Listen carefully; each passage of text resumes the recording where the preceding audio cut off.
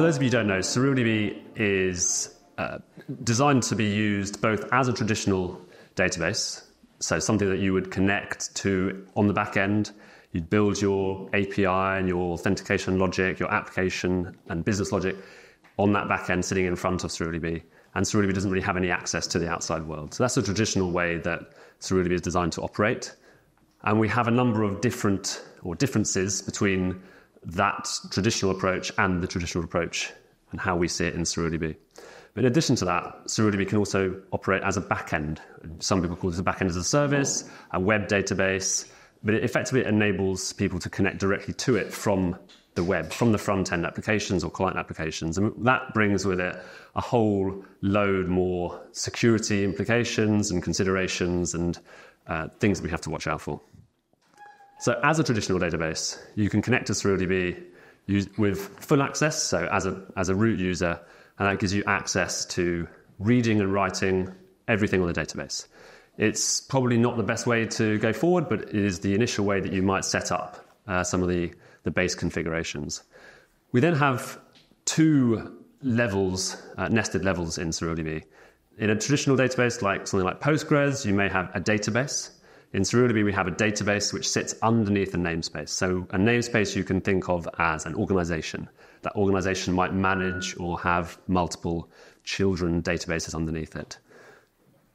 On SerilDB, you can authenticate directly into a namespace and then access all of the databases underneath it. Or vice versa, you can authenticate right into a database only, so just one of those databases, and have access to all of the data, or the tables, the functions, the data within that database.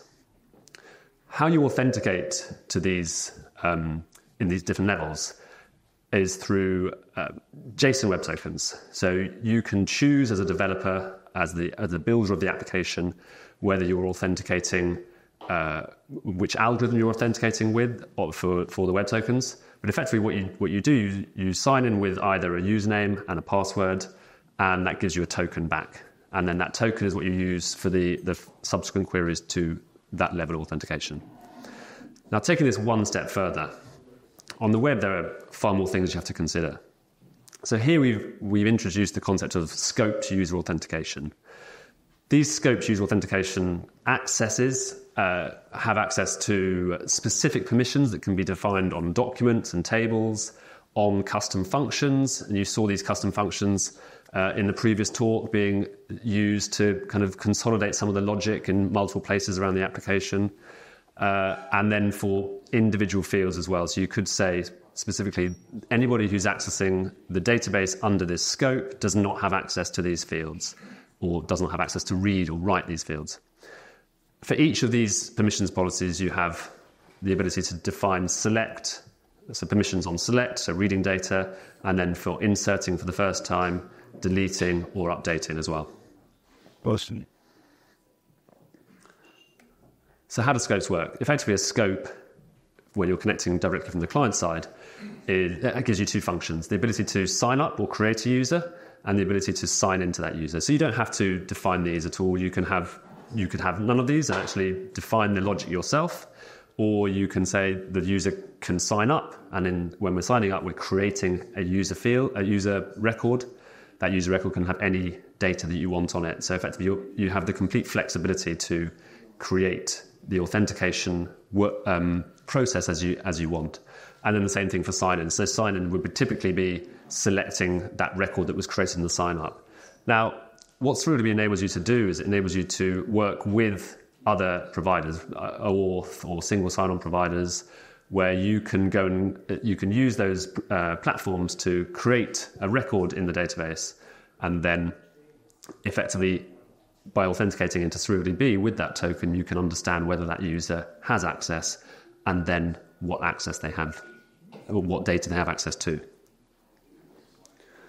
That brings me on to the next point, which is permissions. So permissions enable you to look at a much more granular level at what a user or an authenticated entity can see or can do on the database. So this is looking at the post table, so a blog post table, and we're saying effectively what we can do here, for anybody to read data, the post has to be published So does the document have a published field, which is true, or does it belong to the user? So is the user's authentication ID who's currently logged in matching the user who created the record? And then for updating or creating new records, you have to specify a user field, and that user field has to have your authentication ID in it. And then for deleting, again, where it's either your ownership of the record, or whether if you have an admin field on your authenticated record, then you can delete any post you want. So this gives you a lot of flexibility, but with it comes with, I guess, a lot of power comes a lot of responsibility as well, right? So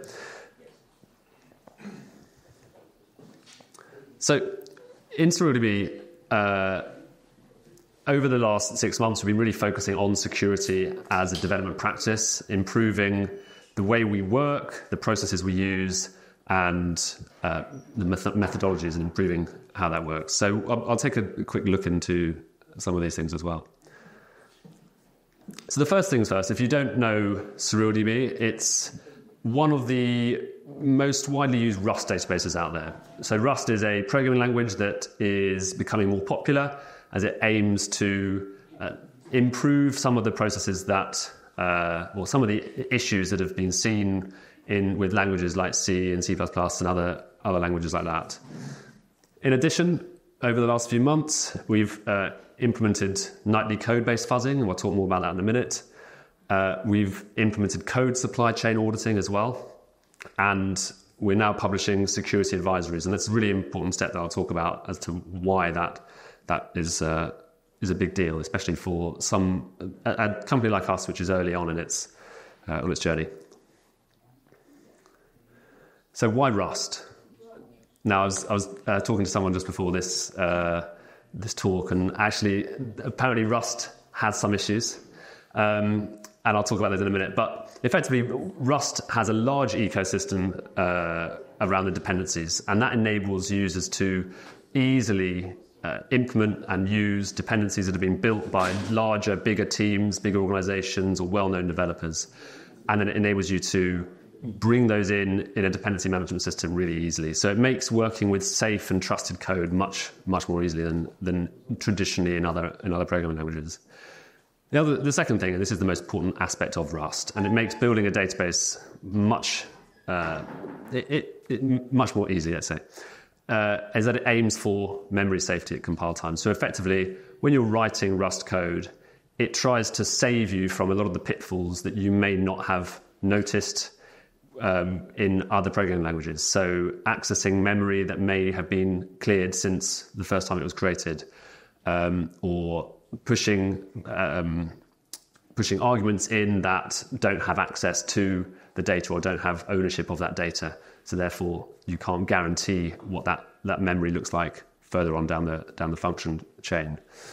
I say aims for. I changed this word just at the beginning because there are issues in the Rust compiler that people can hack around in clever ways, that you can get around some of these security aims of the Rust language. But generally, as a programming language, especially if it's been vetted and understood by developers and users, it's solving a lot of issues that aren't really solved at all in other programming languages, or are solved in other ways. So it's a great one. It's still a relatively new language. I think it's been going just over 10 years.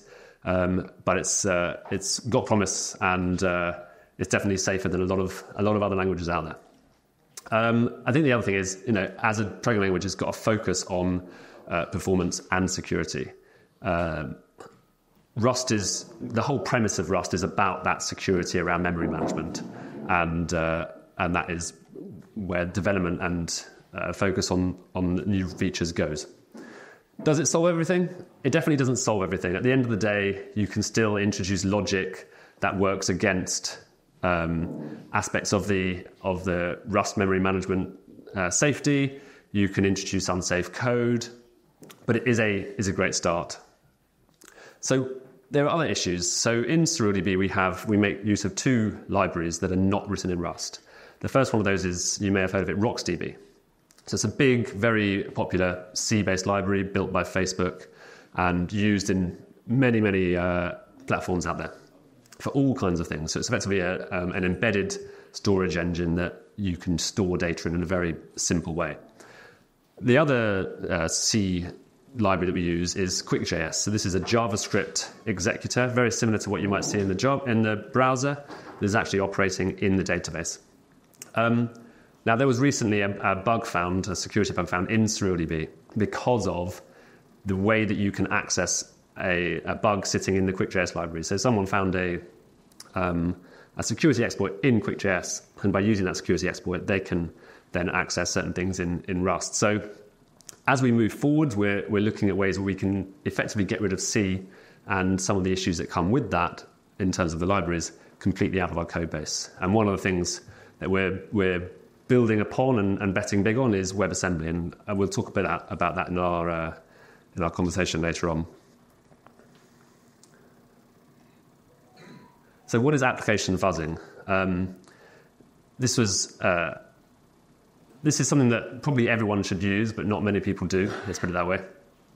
So application fuzzing is every night on Google servers, scripts are running that effectively attempt to input arbitrary random inputs into every part of your application or any publicly facing part of your application. So automatic generation of test inputs that can be wildly outside of anything that you might conceive a user to be inputting into your application. And in the same way, that's whether through a command line interface or an HTTP interface or a WebSocket interface, and then it pushes and creates arguments and code and text, whatever you can potentially push at your application in a variety or lots of different ways. What this effectively does is it attempts to create paths in your code or logic in your code that you might not have tested for, you might not have conceived as a possibility, and then effectively it reports that to you, and you can then go and prevent that from happening in your code base. So this is now happening on a nightly basis. It has found issues in our code that have been fixed and improved, and this is a great addition that we've added. I think just before version 1, was it? Yeah. Just before version 1. And supply chain auditing. So this is a tricky area and also an exciting area, albeit it's pretty boring on the outside. So effectively what we're doing here is we're saying any dependency that we rely on or that dependencies rely on themselves is vetted and audited by us from the perspectives of code, but also from the perspective of capabilities within the database. So for instance, can the Actic server dependency that we use, where we allow it at version 2.3. So if it upgrades to 2.4 and we haven't manually gone through and audited and vetted that code, then it will fail to build this and fail to release. But in addition to that, we can say that Actic server dependency can only access or can only create a web server interface. It cannot access the file system. It cannot access a remote HTTP API. And but by using these security supply chain audits, you can define exactly which dependencies can do what, which ones are vetted, which ones are okay, and which ones should not be allowed to be built into the database releases.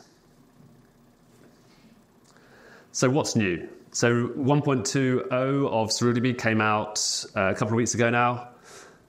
And an exciting feature in 1.2.0 to do with security is the implementation of JWKs.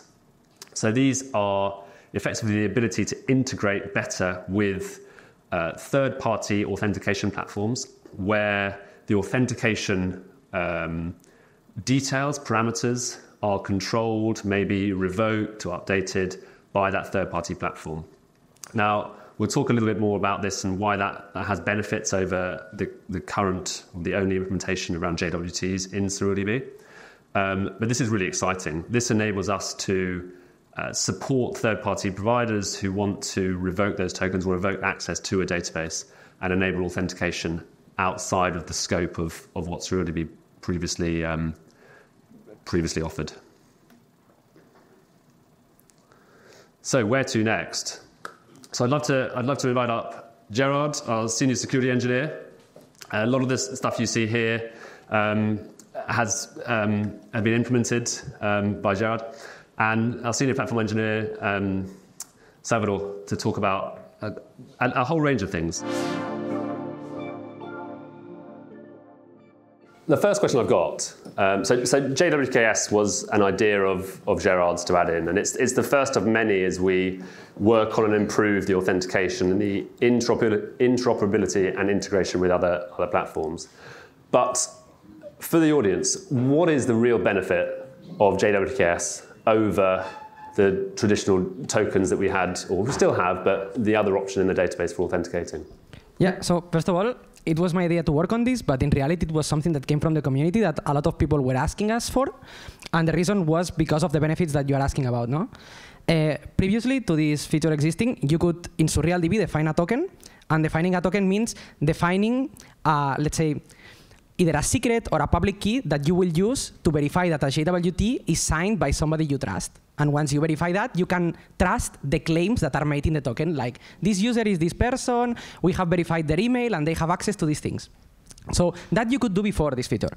But you had to define what the secret or the public key that was used to sign the tokens was. What's the problem with this? First, that some people didn't understand where to get this information when they were using Auth0 or AWS Cognito or these services that are very powerful. But the other was that it only allowed for a single secret or key to be used to verify the tokens.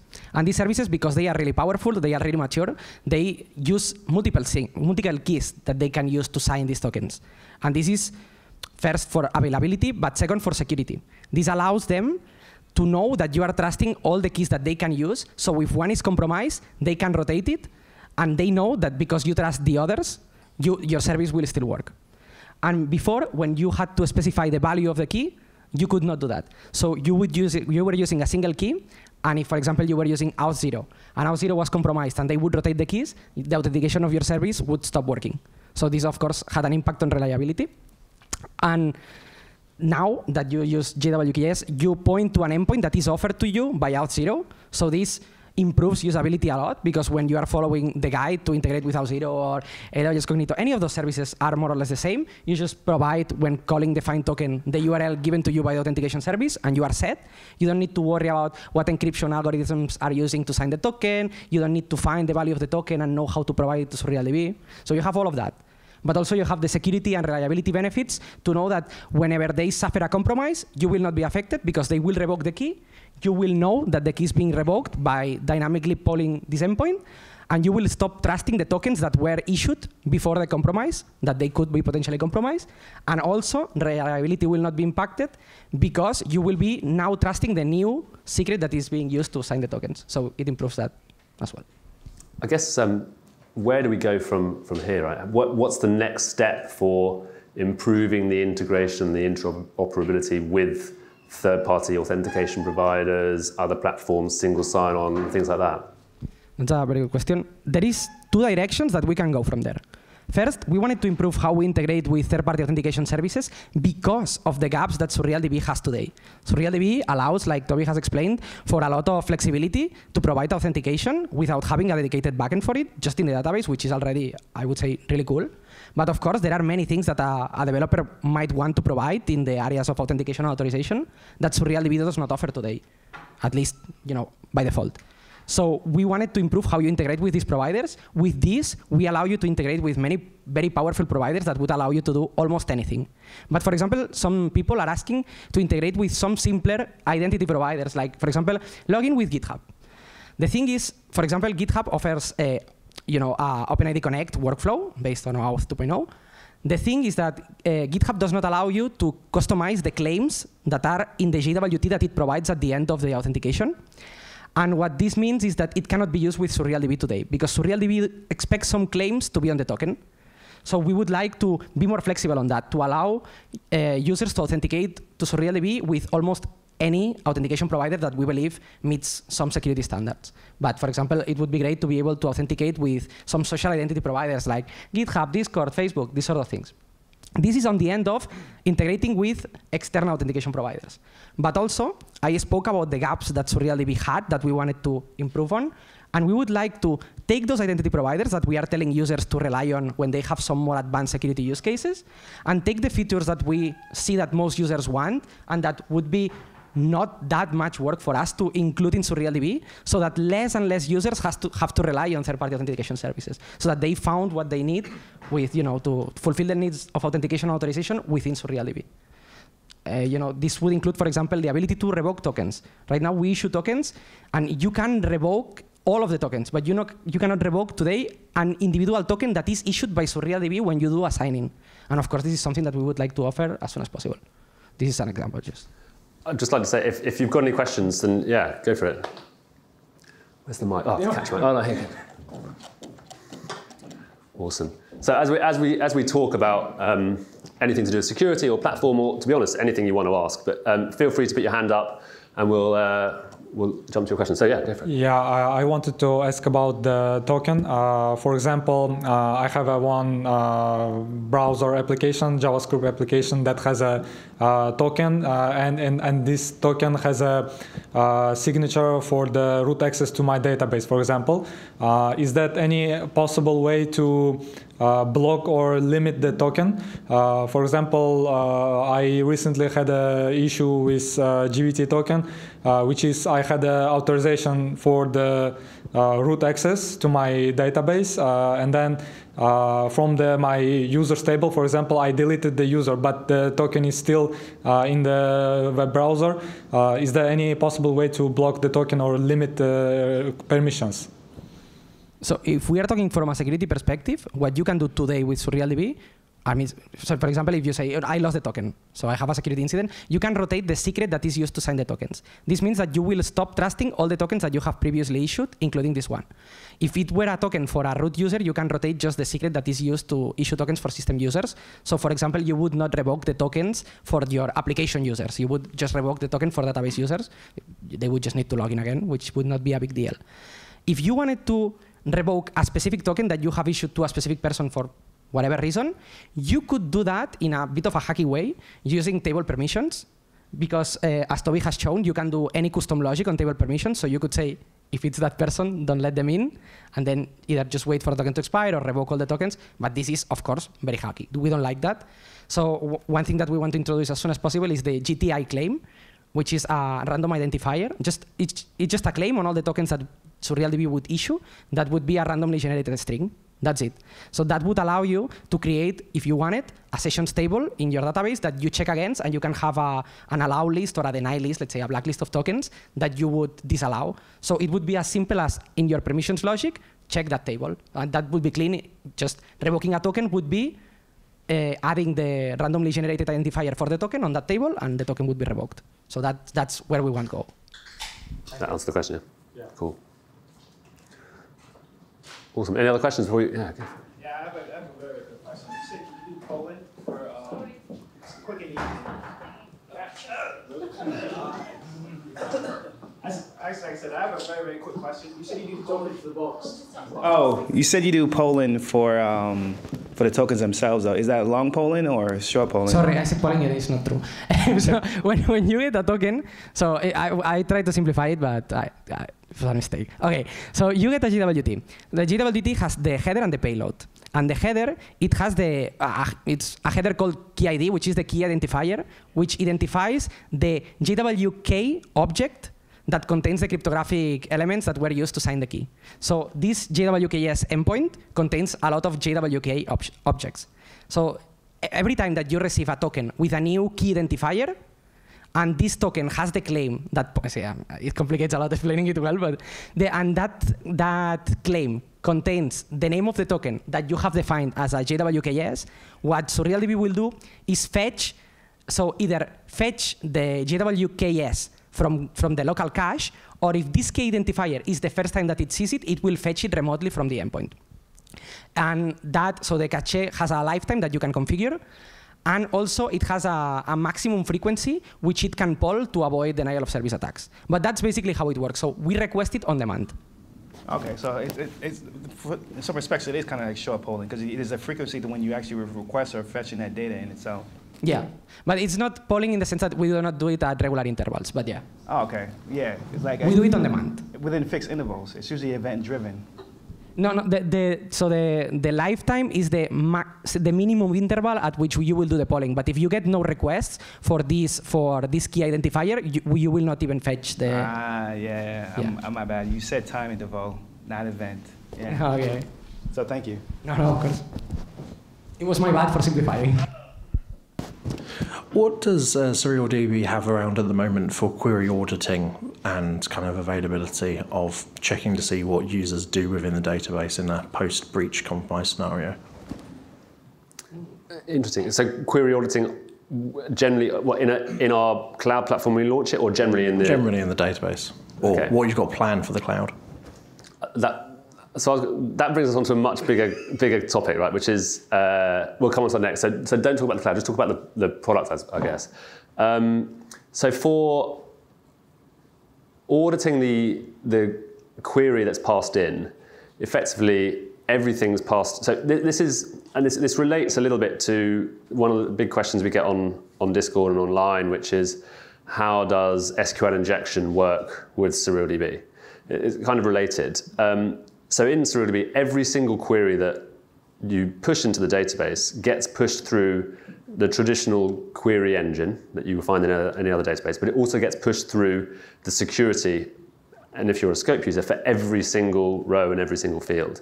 So even if you are trying to inject a query that in a traditional database might have access to, let's say you put a semicolon and then type a new query that might have access to another table that you shouldn't have access to.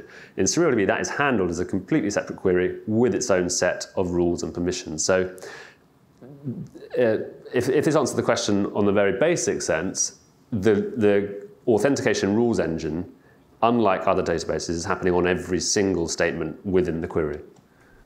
Well, I just wanted to make sure that I understood the question. Were you referring to this, like auditing the security of queries, or auditing what queries happen in the database to have observability? Auditing what queries are happening within the database.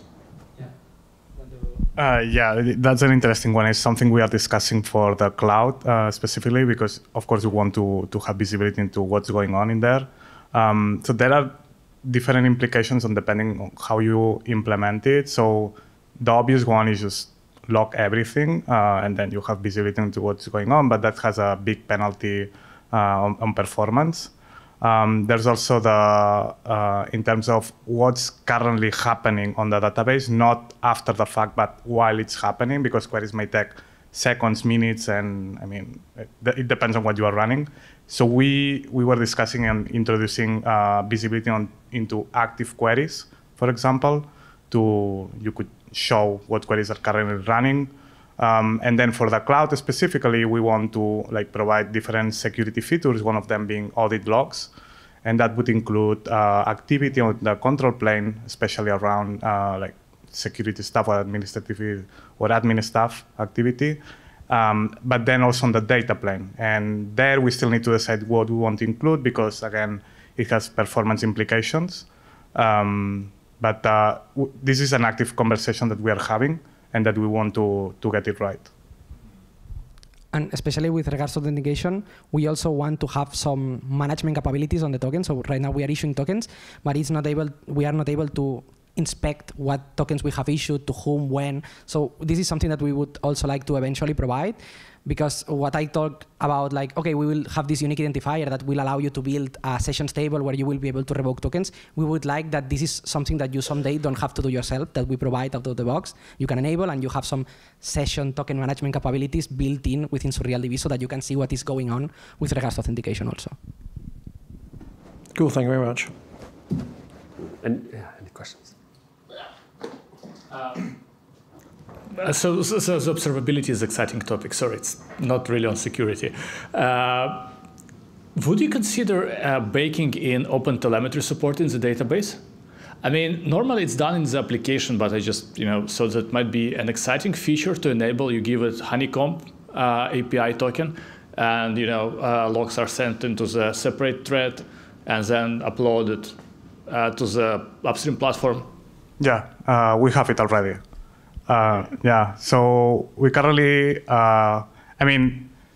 there's a lot of things to do, and OpenTelemetry is actually something that I introduced right when I joined. But I recognize it's very basic support, but we got it working with OpenTelemetry collector. So you can actually connect SurrealDB to the collector, and you can send traces and metrics, actually. And then you can connect the collector to whatever you want and send it there. Yeah, so does it answer the audit yes, question? The thing is, at the beginning, so there are like different levels of logging, right? Info, warning, debug, and stuff like that. At the beginning, we were logging everything. Like every single query was logged, and depending on what you have as the standard output, it could become very slow, right? Because when Rust writes a log, it blocks the thread or the task, or so that causes like performance implication. Like when doing benchmarking, we saw that when we disable logging, like the improvement in performance was very big. So that's a problem. So we cannot log every single query. You could potentially, so you can enable debug logging and you will receive everything, but by default we don't. So we need to find a better way or a smarter way to add that observability.